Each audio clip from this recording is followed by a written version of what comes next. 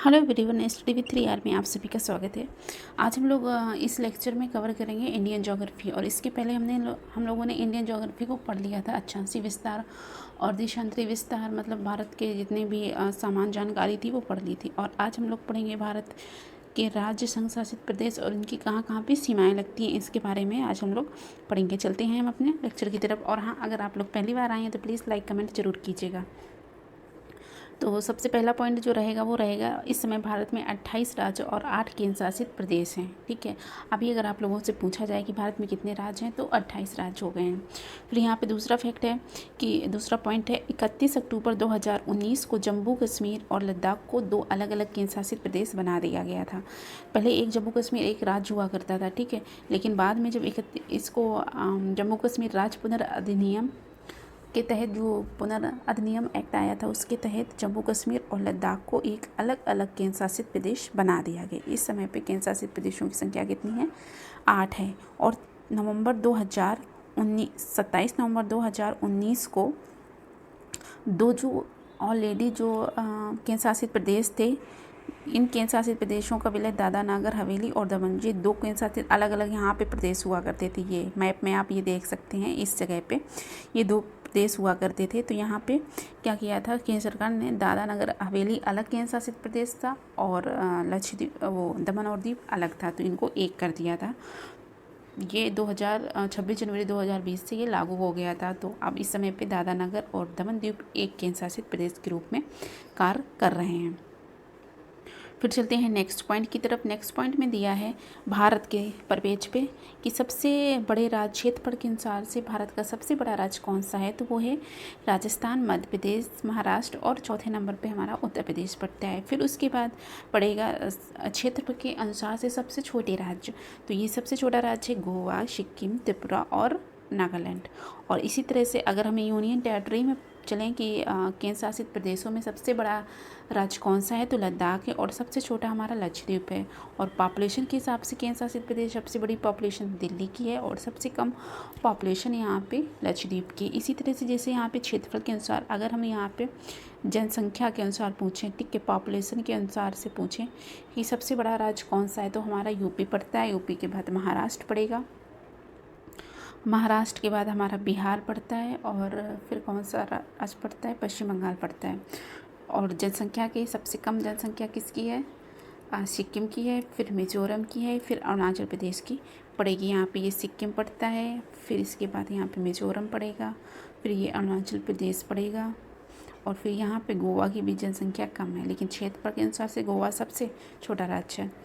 फिर चलते हैं नेक्स्ट पॉइंट की तरफ। यहाँ पे दिया है नेक्स्ट पॉइंट में एज ऑफ अप्रैल 2022, लेकिन अगर हम अप्रैल 2022 के अनुसार देखें कि भारत में कितने ज़िले थे, तो ये 773 ज़िले थे। और 2011 की जनगणना में देखें तो 640 थे। लेकिन आज की दृष्टि से देखें तो इस समय पे 797 ज़िले हो गए हैं पूरे भारत में। ठीक है, फिर चलते हैं नेक्स्ट पॉइंट में। क्या सबसे बड़ा जिला, भारत का सबसे बड़ा जिला कौन सा है? अभी तो हम लोग राज्य देख रहे थे, अब जिले की बारी आ गई। तो सबसे जो बड़ा जिला है वो पड़ेगा हमारा कच्छ, वो यहाँ पे पड़ता है, कच्छ पड़ता है। उसके बाद लेह पड़ेगा, फिर जैसलमेर पड़ेगा, फिर बाड़मेर पड़ेगा। इसकी एक ट्रिक भी है, कलेजा बड़ा। इससे आप जान सकते हैं कलेजा बड़ा से कि भारत के सबसे बड़े ज़िले कौन से। का से हमारा हो जाता है कच्छ, ला से हो जाएगा लेह और जा से हो जाएगा जैसलमेर और बड़ा से बाड़मेर। और भारत का सबसे छोटा ज़िला माहे, जो कि पुदुचेरी में पड़ता है। जनसंख्या के हिसाब से भारत का सबसे बड़ा ज़िला ठाणे, जो कि महाराष्ट्र में पड़ता है। इस तरह से इसको डिवाइड किया गया है सारे ज़िलों को। यहाँ पे दिया गया है, देखो यहाँ पे मैप में कुछ दिया है कि कहाँ कहाँ पे इसके ज़िले पड़ते हैं और कौन कौन से राज्य सबसे बड़े हैं। तो यहाँ पे देखो, अभी मैंने बताया था केंद्र शासित प्रदेश सबसे बड़ा लद्दाख है। तो सबसे बड़ा केंद्र शासित प्रदेश जो क्षेत्रफल के अनुसार से है वो लद्दाख है। फिर यहाँ पे आता है हमारा राजस्थान। राजस्थान की सबसे लंबी अंतर्राष्ट्रीय सीमा राजस्थान लगाता है और भारत का ये क्षेत्रफल के अनुसार से सबसे बड़ा जिला भी है, क्या है? राजस्थान। फिर यहाँ पे गुजरात का दिया है। सबसे बड़ी समुद्री सीमा किसकी अगर पूछी जाती है, कोस्टल लाइन पूछी जाती है, तो गुजरात की है। उसके बाद हमारी आंध्र प्रदेश की आती है। यहाँ कभी कभी क्या होता है, सीरियल लगाने के लिए आ जाता है कि कहाँ कहाँ पे कौन से बाउंड्री, कोस्टल लाइन कौन से राज्यों की बड़ी है। तो गुजरात की है, उसके बाद आंध्र प्रदेश की, फिर तमिलनाडु की है। यहाँ पे एक छोटा जिला पड़ता है गोवा। गोवा की सबसे छोटी समुद्री सीमा भी है और ये सबसे छोटा राज्य भी है क्षेत्रफल के अनुसार से देखा जाए तो। और यहाँ पे देखो सिक्किम है, सिक्किम सबसे छोटा राज्य जनसंख्या के अनुसार से यहाँ पे सिक्किम दिया। आप लोग ये मैप में याद रखते चलिए, क्योंकि मैप से अगर आप पढ़ाई कर रहे हैं ना तो बहुत अच्छे से दिमाग में चीज़ें क्लियर होती हैं और क्लैरिफाई सारी चीज़ें अच्छे से हो जाती हैं। तो यहाँ पर सिक्किम पड़ता है, बिल्कुल ये चाइना से इसका बॉर्डर लगता है। और उत्तर प्रदेश के बारे में यहाँ पे दिया, सर्वाधिक 8 राज्यों की सीमा का सर्वाधिक जनसंख्या वाला ज़िला भी है। और इसका देखो एक ज़िला है जो उत्तर प्रदेश का है। देखो ये हमारा उत्तर प्रदेश का मैप इस तरह से दिया गया है, ठीक है। तो यहाँ पे एक ये ज़िला पड़ता है सोनभद्र। तो ये मतलब 4 राज्यों से बाउंड्री साझा करता है। एक इधर इसको मध्य प्रदेश मिल जाता है, फिर यहाँ पे छत्तीसगढ़ से देखो ये बाउंड्री साझा कर रहा है, ठीक है। उसके बाद ये झारखंड से भी बाउंड्री साझा कर रहा है, बाद में ये बिहार से भी बाउंड्री साझा कर रहा है। ये सोनभद्र एक ऐसा ज़िला है यूपी का। और सबसे ज़्यादा जनसंख्या वैसे भी यूपी की है, तो जनसंख्या के हिसाब से सबसे बड़ा ज़िला भारत का कौन सा रहेगा, वो यूपी रहेगा। सबसे छोटी जनसंख्या किसकी है, तो यहाँ पे नागालैंड की बताई गई है सबसे छोटी जनसंख्या। यहाँ पे दिया अगर समुद्री रेखा के परिपेक्ष में देखा जाए और तो सबसे बड़ी समुद्री रेखा अगर देखी जाती है तो ये अंडमान निकोबार की पड़ती है, क्योंकि ये चारों तरफ वैसे भी समुद्र से घिरा हुआ ये एक द्वीप है। गुजरात और पश्चिम बंगाल समुद्री तथा अंतर्राष्ट्रीय सीमा बनाते हैं। हाँ, जो गुजरात और ये पश्चिम बंगाल है ये समुद्री भी सीमा बनाते हैं और अंतर्राष्ट्रीय सीमा भी बनाते हैं। फिर नेक्स्ट पॉइंट में चलते हैं हम लोग। यहाँ पे भारत की सीमाएं और पड़ोसी देश दिए गए हैं कि भारत की सीमा किससे लगती है। देखो इस स्थल में अगर देखा जाए तो भारत के 16 राज्य और 7 देशों के साथ सीमा साझा करते हैं। लैंड लॉर्ड अगर हम देखें, भारत की जो ये लैंड लॉर्ड जो 5 राज्य हैं ये किसी से अंतर्राष्ट्रीय सीमा नहीं बनाते हैं।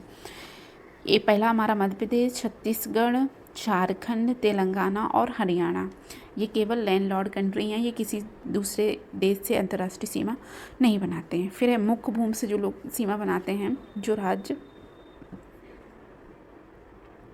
मुख्य भूमि से जो राज्य सीमा बनाते हैं वो हैं गुजरात, महाराष्ट्र, गोवा, कर्नाटक, केरल, तमिलनाडु, आंध्र प्रदेश, उड़ीसा और पश्चिम बंगाल, ये मुख्य भूमि से सीमा बनाते हैं।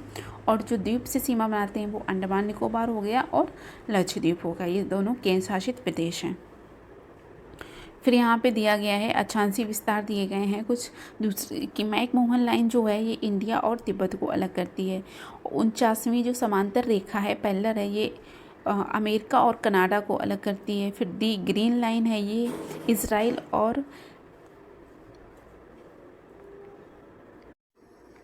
फिर यहाँ पे लाइनें दी गई हैं। मैकमोहन रेखा हो गई, 49वीं समांतर रेखा हो गई। फिर यहाँ पे जो हम लोगों की इम्पोर्टेंट रेखा है ये मैकमोहन रेखा, 49वीं रेखा और डूरंड ट्रायंगल, ये चीज़ देखो डूरंड रेखा इंडिया, पाकिस्तान और अफ़गानिस्तान के बीच, लेकिन अगर इसको देखा जाता है डूरंड रेखा जो है पाकिस्तान और अफ़गानिस्तान को अलग करती है। इस तरह से यहाँ पर इसकी रेखाओं के बारे में बताया गया है। फिर यहाँ भारत की अंतर्राष्ट्रीय सीमाएँ कि भारत की कौन कौन सी अंतर्राष्ट्रीय सीमाएँ हैं, मतलब कौन कौन से देश हैं। देखो बांग्लादेश लगता है, ठीक है, फिर चाइना लगता है, फिर पाकिस्तान और ये क्या कहते हैं म्यांमार, ये 2 ऐसे देश हैं जो कि पाकिस्तान और म्यांमार ये जल से भी सीमा बनाते हैं, स्थलीय सीमा भी बनाते हैं और जलीय सीमा भी बनाते हैं। ये हमारे एक इसमें बांग्लादेश भी है, ठीक है, ये हमारे जलीय सीमा और स्थलीय सीमा दोनों बनाते हैं। ये 3 राज्य देश ऐसे हैं जो भारत से जलीय और स्थलीय सीमा दोनों बनाते हैं। फिर भूटान, अफ़गानिस्तान, जो सबसे ज़्यादा लंबी सीमा किसकी, कभी कभी आता है कि भारत की अंतर्राष्ट्रीय सीमा जो है वो सबसे लंबी सीमा किसकी है, तो सबसे लंबी जो सीमा है वो बांग्लादेश की है। ये यहाँ से लेके पूरा इधर तक गया है बांग्लादेश। फिर चाइना की है, फिर पाकिस्तान की, और सबसे कम जो सीमा साझा करता है अंतर्राष्ट्रीय देश वो करता है अफ़गानिस्तान। फिर जलीय सीमा वाले देश कौन कौन से हैं यहाँ पे, जलीय सीमा वाले जो देश हैं वो है श्रीलंका, मालदीव, इंडोनेशिया, बांग्लादेश, पाकिस्तान और म्यांमार। यहाँ पे ये सारे जलीय सीमा वाले भी दिए हैं। देखो यहाँ पे बांग्लादेश भी है, पाकिस्तान भी और म्यांमार भी, इसीलिए ये 3 राज्य स्थल से भी सीमा बनाते हैं और जल से भी सीमा बनाते हैं। फिर चलते हैं नेक्स्ट पॉइंट की तरफ। यहाँ पे देखो दिया गया है कहाँ कहाँ से कौन सी बाउंड्री साझा होती है। बांग्लादेश से हमारे 5 राज्य जुड़ते हैं, पश्चिम बंगाल, असम, मेघालय, त्रिपुरा और मिजोरम। और जो बांग्लादेश की जो सीमा है वो त्रिपुरा और बांग्लादेश के मध्य 0 लाइन रेखा से अलग होता है। फिर है चीन। चीन के 4 राज्य हैं, हिमाचल प्रदेश, उत्तराखंड, सिक्किम, अरुणाचल प्रदेश और एक केंद्र शासित प्रदेश सीमा साझा करता है वो कि लद्दाख। और इसकी जो लाइन है वो है अलग करता है मैकमोहन रेखा, और लाइन ऑफ एक्चुअल कंट्रोल जी हमारी चीन और भारत को अलग करती है। फिर है पाकिस्तान। पाकिस्तान के कितने राज्य लगते हैं भारत के? 3 राज्य लगते हैं और 2 केंद्र शासित प्रदेश लगते हैं। राज्य में है पंजाब, राजस्थान, गुजरात, और 2 केंद्र शासित प्रदेश में है जम्मू कश्मीर और लद्दाख। और इसकी जो रेखा है वो रेड क्लिप भारत और पाकिस्तान को अलग करती है। Line of actual control, line of control LOC जिसको हम लोग बोलते हैं। LOC देखो, LAC ये चीन और भारत को अलग कर, और LOC जो है ये पाकिस्तान और भारत की सीमा पर है। फिर है नेपाल। नेपाल से 5 राज्य लगते हैं, उत्तराखंड, यूपी, बिहार, पश्चिम बंगाल और सिक्किम। फिर आता है हमारा म्यांमार। म्यांमार से 4 राज्य, वही पूर्व के सारे जो 4 राज्य हैं यही सीमा साझा करते हैं। अरुणाचल प्रदेश, नागालैंड, मणिपुर और मिजोरम। ये आप क्रम याद रखना, इसका कभी कभी क्रम पूछ लिया जाता है। फिर भूटान से सीमा साझा कौन कौन सी सीमा साझा करते हैं? 4 राज्य है, सिक्किम, पश्चिम बंगाल, असम और अरुणाचल प्रदेश। फिर अफगानिस्तान से केवल 1 राज्य सीमा साझा करता है वो कि लद्दाख, और यहीं पे डूरंट रेखा पड़ती है। इस तरह से आज के ये सारे पॉइंट कंप्लीट होते हैं। आई होप आप लोगों को अगर ये पॉइंट अच्छे लगे हों तो आप हमारे चैनल को ज़रूर लाइक सब्सक्राइब कीजिएगा। तब तक के लिए पढ़ते रहिए, मुस्कुराते रहिए। जय हिंद।